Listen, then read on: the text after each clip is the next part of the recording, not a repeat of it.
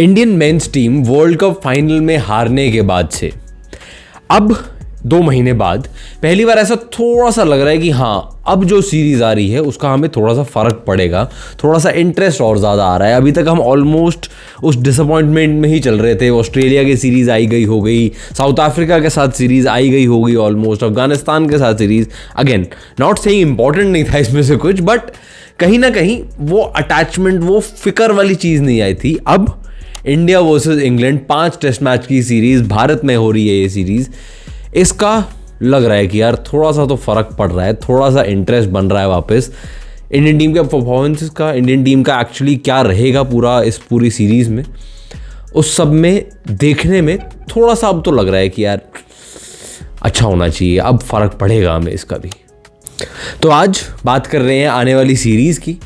क्या controversies expect कर सकते हैं हम, क्या कंट्रोवर्सीज ऑलरेडी कहीं ना कहीं शुरू हो गई हैं, पिचेस पे बवाल शुरू हो गया है, एक छोटा सा वीज़ा का बवाल शुरू हो गया है, इंग्लिश मीडिया किस तरह से सीरीज़ को ट्रीट कर रहा है, इंडियन टीम का कैसे कॉम्पोजिशन लग रहा है, एक बहुत बड़ा नाम मिसिंग है पहले 2 टेस्ट मैचेस में से।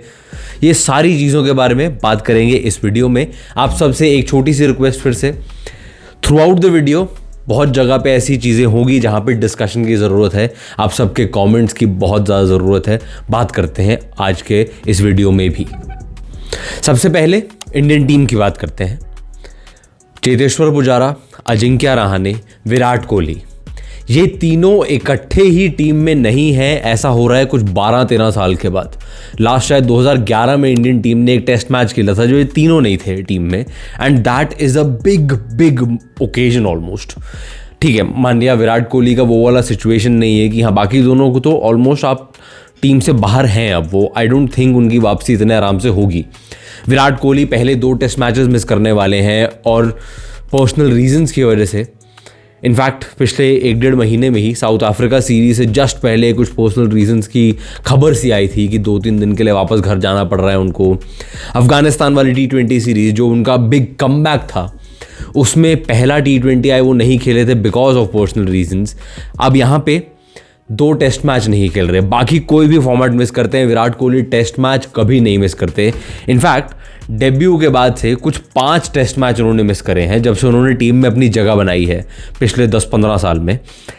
ऐसे में एक प्लेयर का 2 बड़े टेस्ट मैचेस, इंग्लैंड जैसी टीम के अगेंस्ट टेस्ट मैचेस होम पे मिस करना एक जेन्युइनली बहुत बड़ा रीज़न रहा होगा। नहीं तो ये आदमी इंडियन टीम को टेस्ट मैचेस में तो कहीं नहीं छोड़ के जाता इतने आराम से। And I really hope at this point in time कि सब कुछ ठीक है। इतने छोटे से गैप में इतनी बार पर्सनल रीजंस की वजह से क्रिकेट मिस करना, I am just hoping again सब कुछ ठीक है। बाकी अगर टीम की तरफ देखें तो ये अपॉर्चुनिटी भी बन जाती है, ये एक थोड़ा सा थ्रेट भी बनता है। विराट कोहली पिछले 10-12 साल से सबसे कंसिस्टेंट बैटर रहे हैं इंडिया में भी टेस्ट क्रिकेट में। कुछ 60 से ऊपर का एवरेज रहा है उनका, इवन जब उनके बीच में 1-2 साल खराब थे। तो आप इमेजिन कर सकते हैं कितना बड़ा एक होल रहेगा टीम में, नंबर 4 पे खासकर। अब अगर टीम की कॉम्पोजिशन की बात करो, बैटर्स की बात करो, विराट कोहली को स्क्वाड में रिप्लेस किया रजत पाटीदार ने, जो बहुत अच्छा खेले हैं पिछले कुछ टाइम में डोमेस्टिक में इंग्लैंड लायंस के अगेंस्ट इंडिया ए की तरफ से। पर I don't think Rajat Patidar को मौका मिलने वाला है पहले मैच में, तो एटलीस्ट नहीं होने वाला, बिकॉज ऑलरेडी बैटर्स हैं इन लाइन। तो कॉम्पोजिशन की तरफ अगर नज़र डालो तो रोहित शर्मा ऑब्वियसली सबसे इंपॉर्टेंट प्लेयर बन जाते हैं at this point in time, because सबसे ज़्यादा एक्सपीरियंस प्लेयर हैं, कैप्टन है टीम के, एंड उनके ऊपर काफ़ी हद तक एक रिस्पॉन्सिबिलिटी और ज़्यादा ऐड हो जाएगी इंग्लैंड के बॉलिंग अटैक को काउंटर करने की, स्पेशली एक इनएक्सपीरियंस लाइनअप में। इनएक्सपीरियंस लाइनअप में इसलिए बोल रहा हूँ क्योंकि उनके जो पार्टनर हैं यशस्वी जायसवाल, उन्होंने पिछले साल ही अपना टेस्ट करियर शुरू किया है, कुछ 4-5 टेस्ट मैचेस खेले हैं अभी तक। ऐसा नहीं हुआ है कि बिल्कुल आग लगा दिया वर्ल्ड स्टेज को टेस्ट क्रिकेट में। T20 में तो भाई साहब वो आदमी अलग ही एक हायाबूसा है ऑलमोस्ट। टेस्ट क्रिकेट में अभी भी अपने आप को उस लेवल पे प्रूव करना थोड़ा सा बाकी है, एंड कहीं ना कहीं इंडियन कंडीशंस में एक बहुत बड़ा टेस्ट रहने वाला है उनके लिए। अपॉर्चुनिटी भी बहुत बड़ी है और एक बहुत बड़ा टेस्ट भी होने वाला है कि कैसे कंडीशंस को और सामने बॉलिंग को काउंटर करते हैं वो, क्योंकि एक जो अप्रोच है उनकी अग्रेसिव वाली अप्रोच है टेस्ट क्रिकेट में भी जो लेके आते हैं, शायद हर फेज में ना चले, एंड अगर वो उसी पे स्टिक करते हैं जैसी भी टीम की सिचुएशन हो, might not be the best thing possible. फिर आते हैं नंबर 3 पे, जो नए नंबर 3 आए हैं हमारी रिसेंट टाइम्स में, शुभमन गिल। पहले ओपनिंग कर रहे थे टेस्ट क्रिकेट में, बाकी दोनों फॉर्मेट्स में तो अभी भी ओपन ही करते हैं। टेस्ट क्रिकेट में उन्होंने खुद से रिक्वेस्ट करके बोला है कि नहीं, मेरे को 3 पे खेलने दिया जाए।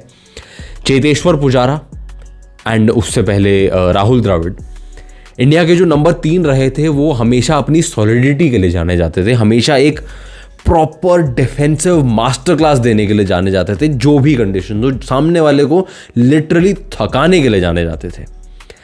शुभमन गिल ऑलमोस्ट ऑपोजिट है उन दोनों से। शुभमन गिल का एक अटैकिंग अप्रोच रहता है, एक फ्री फ्लोइंग अप्रोच रहता है बैटिंग की तरफ, एंड अभी तक वेस्ट इंडीज में वो नंबर 3 पे खेले थे, साउथ अफ्रीका में नंबर 3 पे खेले थे। नंबर 3 पे उन्होंने अपने आप को अभी तक उतना ज़्यादा सीमेंट नहीं किया है, उतना ज़्यादा प्रूव नहीं किया है कि हाँ, I am the legitimate successor, कि अब मेरे से आगे नहीं देखना पड़ेगा। तो अभी भी वो पोजीशन कहीं ना कहीं इंडिया के लिए एक सोचने वाली पोजीशन है। मैं ये नहीं कह रहा कि हाँ बहुत ही ज़्यादा कंसर्न है, थोड़ा सा टाइम और मिलेगा, हो सकता है इस सीरीज़ में बहुत अच्छा करें, पर अगेन शुभमन गिल के लिए भी ये एक बहुत बड़ा टेस्ट होने वाला है। यहाँ पे मुझे आप लोगों का ओपिनियन चाहिए थोड़ा सा, कि आपके हिसाब से जायसवाल और गिल ओपनिंग और number 3, is that good enough अभी के लिए कि हाँ और टाइम दिया जाए, या टीम को अभी से और ऑप्शंस खोल के रखने चाहिए अपने लिए? नीचे कमेंट्स में बताना ज़रूर। फिर आते हैं मिडिल ऑर्डर में, एंड यहाँ पे एक और क्वेश्चन सा बनता दिख रहा है। ये क्वेश्चन और ज़्यादा बड़ा होता अगर विराट कोहली पहले 2 मैचेस खेल रहे होते, तो नंबर 4 पे वो होते, no debate about it.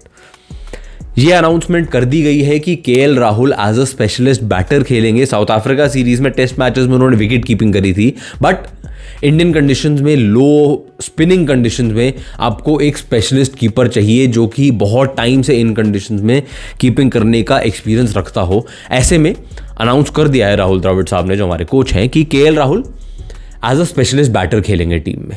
In fact England वाली सीरीज़ का कल जो मैच शुरू हो रहा है, वो उनका 50th टेस्ट मैच होने वाला है। तो at this point in time Rohit Sharma के बाद वो सबसे एक्सपीरियंस बैटर होंगे हमारे, कि यार, and he will have to put his hand up.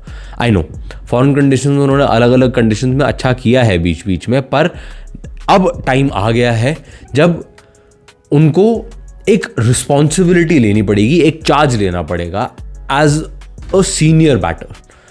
अब वो कि हाँ और ज़्यादा मौके वाला का टाइम अब ख़त्म हो चुका है, एंड आई थिंक वो करेंगे, बिकॉज अभी पिछले कुछ टाइम से भी अच्छा कर रहे हैं डिस्पाइट उनका सारा क्रिटिसिज्म।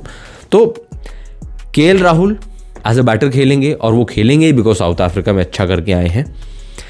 श्रेयस अय्यर, जो अभी तक साउथ अफ्रीका वाले में 5 और 6 पे राहुल और अय्यर खेले थे,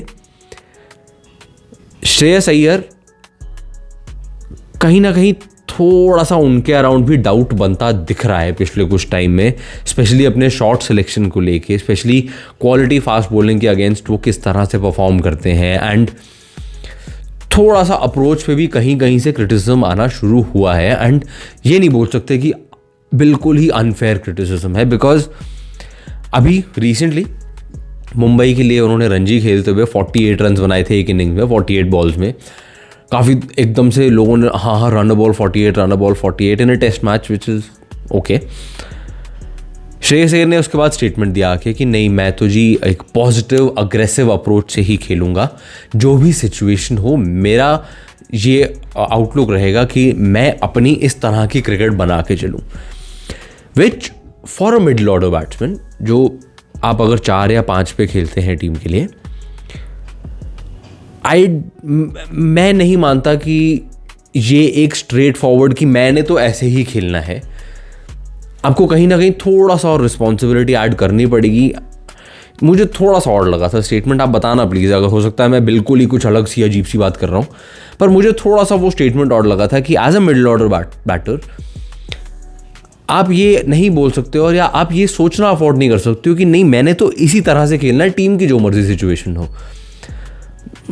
आई डोंट नो, बताओ प्लीज़, नीचे नीचे कमेंट्स में बताओ प्लीज़, या तो उनका स्टेटमेंट थोड़ा सा अटपटा है या तो मैं ही कुछ पागलों वाली बातें कर रहा हूँ।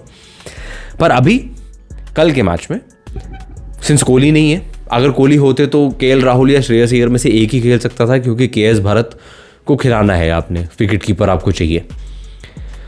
कोहली नहीं है तो अय्यर और केएल राहुल खेलेंगे, दोनों खेलेंगे। एंड पहले 2 मैच बहुत बड़ा टेस्ट होने वाले हैं इन दोनों बैटर्स के लिए, बिकॉज तीसरे मैच में विराट कोहली वापस आएंगे, सीधा टीम में वापस आएंगे। कौन जाएगा बाहर, इस पे एक बहुत बड़ा क्वेश्चन और कहीं ना कहीं बहुत बड़ा बवाल होने वाला है। केएस भरत की अगर बात करूं मैं, उनके लिए भी एक बहुत बड़ा टेस्ट है। वर्ल्ड टेस्ट चैंपियनशिप फाइनल तक वो टीम में थे, ऋषभ पंत की इंजरी के बाद से वो टीम में आए, टीम में थे वो। उस टाइम पे विकेट कीपिंग एबिलिटी कोई क्वेश्चन नहीं कर सकता, पर बैटिंग एबिलिटी की वजह से वो टीम से फिर बाहर हो गए वर्ल्ड टेस्ट चैंपियनशिप फाइनल के बाद। ईशान किशन आए उनकी जगह, फिर उसके बाद अभी साउथ अफ्रीका सीरीज़ में केएल राहुल ने विकेट कीपिंग करी है। साउथ अफ्रीका सीरीज़ में केएस भरत सेलेक्टेड भी नहीं थे, ईशान किशन ने ऑप्ट आउट किया बिकॉज उनको ब्रेक चाहिए था, जो भी, इस वजह से केएस भरत को टीम में डाला गया। तो अब टर्न ऑफ इवेंट्स ऐसा है कि वो अब फर्स्ट चॉइस कीपर हैं इस सीरीज़ के लिए, एटलीस्ट स्टार्ट करते हुए।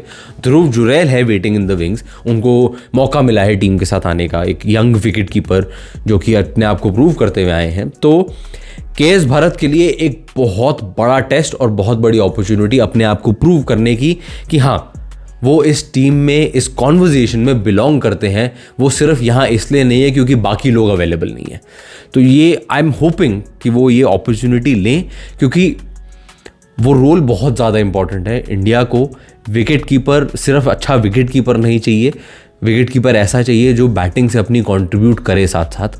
And that is where KS Bharat के लिए ऑलमोस्ट मेक और ब्रेक है। अगर इस सीरीज़ में वो नहीं कर पाते हैं उतना अच्छा, तो मैं नहीं मानता इतने आराम से वो आएंगे वापस टेस्ट टीम में, अब जब भी नेक्स्ट टेस्ट और है। बॉलिंग यूनिट काफ़ी हद तक सेट है, मतलब बहुत ज़्यादा डिबेट, बहुत ज़्यादा डिस्कशन वाला मामला नहीं है उसमें। अश्विन खेलेंगे, जडेजा खेलेंगे, बुमराह खेलेंगे, सिराज खेलेंगे। तीसरा स्पिनर अक्षर पटेल, 99% चांस वही होने वाले हैं, अनलेस टीम मैनेजमेंट कुछ अलग करने की कोशिश करे और ये सोचे कि नहीं, कुलदीप यादव को खिला देते हैं। पर इंडियन कंडीशंस, बैटिंग बहुत लंबी हो जाती है अक्षर पटेल को खिलाने से, तो आई डोंट थिंक उसमें बहुत ज़्यादा कुछ अलग सा होने वाला है। अक्षर पटेल और जडेजा और अश्विन, ये तीनों चीफ टॉर्मेंटर्स रहेंगे और बुमराह और सिराज बीच बीच में शॉर्ट बर्स्ट के लिए यूज़ होंगे फॉर श्योर। इंग्लैंड टीम की अगर मैं बात करूँ, अब इंग्लैंड ने अपनी टीम ऑलरेडी अनाउंस कर दी है, अपने 11 अनाउंस कर दिए हैं कल के मैच के लिए। एंड कहीं ना कहीं एक छोटा सा सरप्राइज, पर उतना ज़्यादा बड़ा भी नहीं है gas, I don't know. Mark Wood अकेले पेस बॉलर उन्होंने सेलेक्ट किए हैं, बाकी 3 स्पिनर वो खिलाने वाले हैं। उसमें से एक जैक लीच है ऑब्वियसली, जो कि पिछले कुछ टाइम से बहुत अच्छा कर रहे हैं इंग्लैंड के लिए, सबसे ज़्यादा एक्सपीरियंस्ड स्पिनर हैं at this point in time. उसके बाद फिर आपके रेहान अहमद हैं, जो कि अभी तक एक ही टेस्ट मैच खेले हैं इंग्लैंड के लिए। एंड फिर उसके बाद है टॉम हार्टली, जिन्होंने अभी तक डेब्यू नहीं किया है। तो बेसिकली 3 स्पिनर खेल रहे हैं उनकी टीम के, एक ही पेसर है। उन 3 स्पिनर में से 2 ऐसे हैं जो बिल्कुल ही नए हैं, कह लो उनको। तो इंटरेस्टिंग टैक्टिक है। सब यही सोच रहे थे कि 2 स्पिनर 2 पेसर, दूसरा pacer obviously James Anderson, the extremely experienced James Anderson, क्योंकि आपके पास जो रूट भी हैं जो कि टर्निंग ट्रैक्स पे तो अच्छी बॉलिंग कर ही लेते हैं। अब ऐसे में ये जो टीम कॉम्पोजिशन के साथ ये लोग आए हैं, ये तो बहुत ही, ये लोग ऐसा लिटरली एक्सपेक्ट कर रहे हैं कि दिन के पहले ओवर से ही बॉल टर्न होनी शुरू हो जाएगी। एंड अगर वो नहीं हुआ या उतना ज़्यादा टर्न नहीं हुआ पहले दिन पे, तो कहीं ना कहीं बैकफायर कर सकती है ये चीज़। बैटिंग पे इंग्लैंड की बहुत कुछ डिपेंड करेगा। एंड टीम से ज़्यादा टीम के आसपास जो आवाज़ें हैं, मीडिया, इंग्लिश मीडिया से और टीम के अंदर से भी, फॉर्मर प्लेयर से और ये सब, to be very fair, team के अंदर से बहुत सारी अजीब चीज़ें नहीं सुनाई दी हैं अभी तक। मीडिया और फॉर्मर प्लेयर्स से ऑलरेडी शोर शुरू हो गया है कि पिच का तो हमें पता ही है, ये तो ऐसी पिच बनाएंगे, डस्ट बॉल्स बनाएंगे, पहले बॉल से टर्न हो जाएंगी, 2 दिन में टेस्ट मैच ख़त्म हो जाएगा। अब ये कंट्रोवर्सी पिछले कुछ टाइम से चल रही है कि जी बाकी जब कंट्रीज़ में जाते हैं इंडियन टीम जाती है। अभी साउथ अफ्रीका जब गए थे तो हमने देखा था किस तरह की पिचेस थी, 3 दिन में 2 दिन में टेस्ट मैचेस खत्म हो गए। अगर उन लोगों को अलाउड है अपने हिसाब से अपनी तरह की पिचेस, अपनी स्ट्रेंथ को सूट करने वाली पिचेस बनाना, तो ये क्यों अलाउड नहीं है इंडिया को? इंडिया की बारी आती है तो क्यों ये बहुत बड़ी कंट्रोवर्सी बन जाती है? ये तमाशा ऑलरेडी शुरू हो गया है एंड मार्च 11 को टेस्ट सीरीज़ ख़त्म है, तब तक ये तमाशा और बढ़ेगा ही, हम सब एक्सपेक्ट कर सकते हैं ये। उसके अलावा आपका ये भी एक इशू है कि एक उनके कोई प्लेयर हैं शोएब बशीर करके, यंग प्लेयर हैं, डेब्यूटेंट ही होना था उन्होंने भी, स्पिनर है, उनका वीज़ा रिजेक्ट कर दिया गया है फॉर डिफरेंट रीज़न। रिजेक्ट नहीं, डिले हुआ गया है एंड अभी थोड़ी देर पहले न्यूज़ आई है कि हो गया है, बस उनको वापस इंग्लैंड जाना है, तो उनका अराइवल डिले हो गया है, आ जाएंगे और 2-3 दिन में। पहला टेस्ट मैच नहीं खेलेंगे ऑब्वियसली। वहाँ से भी शोर आ गया है कि नहीं जी ये फेयर प्रोसेस, ये प्रोसेस, वो प्रोसेस। हर कंट्री का अपना प्रोसेस है। मैं लिटरली एथलीट्स को जानता हूँ जो लास्ट ईयर जो मिस्टर ओलंपिया होता है यूएस में, पावर लिफ्टिंग चैम्पियनशिप वगैरह, उसके लिए उन्होंने 3 महीने 4 महीने पहले से ट्राई करना शुरू किया था। यूएस का वीज़ा नहीं मिल पाया था उनको, वो कंपटीशन मिस हुआ था उनका। तो ऐसा नहीं है कि भारत देश अलग से कुछ कर रहा है पाकिस्तान बॉर्न प्लेयर्स के साथ। हर कंट्री के अपने अपने प्रोसेसेस होते हैं, हर कंट्री का अपना अपना एक टाइम फ्रेम रहता है, अलग अलग रीजंस रहते हैं and nobody is stopping him from coming. But I am very sure जो अगर पहला टेस्ट मैच हारते हैं इंग्लैंड वाले तो ये भी एक आ जाएगा कि देखा वीज़ा नहीं दिया था। गुड। एक और तमाशा हुआ है, इंग्लैंड की टीम अपना शेफ लेकर आई है। क्यों? तुम्हारा लिटरली सारा खाना यहां से चोरी करके गया हुआ है। जो भी है, basically I know all of this mind games होते हैं। कोशिश होती है कि सामने वाले के ध्यान में कुछ ना कुछ और डालते रहे, डिस्ट्रैक्शन होती रहे। But I am very sure ये सब चीज़ों से बहुत अच्छे से वाकिफ़ हैं। एक जो चीज़ है जो पिछले 1-1.5 साल में हमने बहुत ज़्यादा सुनी है वो है बेसबॉल। जब से ब्रेंडन मैककलम ने इंग्लैंड टीम की कोचिंग ली है टेस्ट क्रिकेट में, इंग्लैंड ने एक बहुत ही ज़्यादा अटैकिंग अप्रोच ली है एंड बैटिंग करते हुए उनको लिटरली ऐसा लगता है कि वो एक दिन में 300, 350, 400 रन बनाने के उन्होंने बनाए भी हैं बाय द वे। एंड वो हर मैच में कोशिश करते हैं यही कि तेज़ रन बनाए, ज़्यादा से ज़्यादा रन बनाए और बाकी फिर टाइम मिले बॉलर्स को सामने वाली टीम को आउट करने का। इस पूरे कॉन्सेप्ट का बहुत टाइम से एक हो रहा है कि सबसे बड़ा टेस्ट होगा जब इंग्लैंड टीम इंडिया जाएगी एंड वो अब आ गया है फाइनली। यहाँ पे ऑब्वियसली इंडियन बॉलर्स के लिए भी एक बहुत बड़ा टेस्ट होने वाला है कि किस तरह से इस अटैकिंग अप्रोच को काउंटर करते हैं स्पिनर्स खासकर, क्योंकि स्पिनर्स को मार लगने में भी अगर लगना शुरू हो तो बहुत रन खा सकते हैं। तो ऐसे में किस तरह से इसको काउंटर करते हैं हमारे spinners, that would be really interesting to watch. And आपके हिसाब से बेसबॉल कितना सक्सेसफुल होगा इंडियन स्पिनर्स के अगेंस्ट इंडियन कंडीशंस में, नीचे कमेंट्स में बताना जरूर। अब एक क्वेश्चन है दिमाग में टू एंड दिस वीडियो, क्या ये सीरीज टेस्ट क्रिकेट के फ्यूचर के लिए सबसे ज़्यादा इंपॉर्टेंट सीरीज है at this point in time? क्योंकि हमने बहुत चीज़ें देखी हैं रीसेंट टाइम्स में टेस्ट क्रिकेट के फ्यूचर को लेके, टेस्ट क्रिकेट के एग्जिस्टेंस को लेके। ऑडियंस कम हो रही है रैपिडली, बहुत देश ऐसे हैं जो टेस्ट क्रिकेट बहुत ज़्यादा खेलना नहीं चाह रहे हैं। इनफैक्ट साउथ अफ्रीका और इंडिया की जो 2 टेस्ट की सीरीज़ रही थी उस पर बहुत ज़्यादा क्रिटिसिज्म हुआ था कि यार सिर्फ 2 टेस्ट क्यों हैं, कम से कम 3 तो होने ही चाहिए, इफ़ नॉट 4 या 5।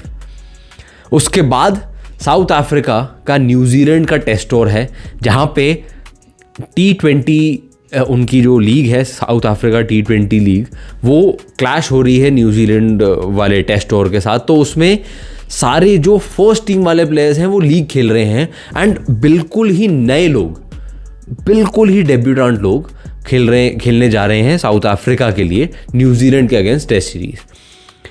तो इस तरह के और भी बहुत सारे इंसिडेंट्स हो रहे हैं अक्रॉस द वर्ल्ड।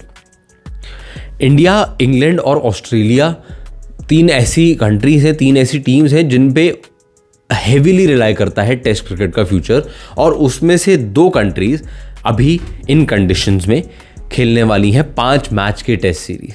एंड अगर ये सीरीज उतना ज़्यादा इंटरेस्ट नहीं जनरेट कर पाती तो क्या टेस्ट क्रिकेट एक्चुअली बहुत ज़्यादा डेंजर में आ जाएगा immediately? That is a discussion that probably हम सबको करना होगा सून, कि हर फॉर्मेट का कितने फॉर्मेट देख लोगे, कितना क्रिकेट देख लोगे, 5 दिन कौन देख रहा है क्रिकेट बैठ के।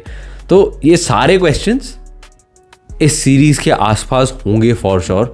तो this is something to keep an eye out. आपका क्या ओपिनियन है इसके बारे में, इस सीरीज़ का इंपॉर्टेंस के बारे में for the future of test cricket? नीचे कमेंट में ज़रूर बताना। बाकी अगर वीडियो अच्छा लगा तो प्लीज़ लाइक का बटन दबा दो यार, ताकि ज़्यादा लोगों तक पहुंच जाए ये वीडियो। एंड अगर चैनल पे कंटेंट पसंद आ रहा है तो प्लीज़ चैनल को सब्सक्राइब करना मत भूलना। मिलते हैं आपसे अगले वीडियो में।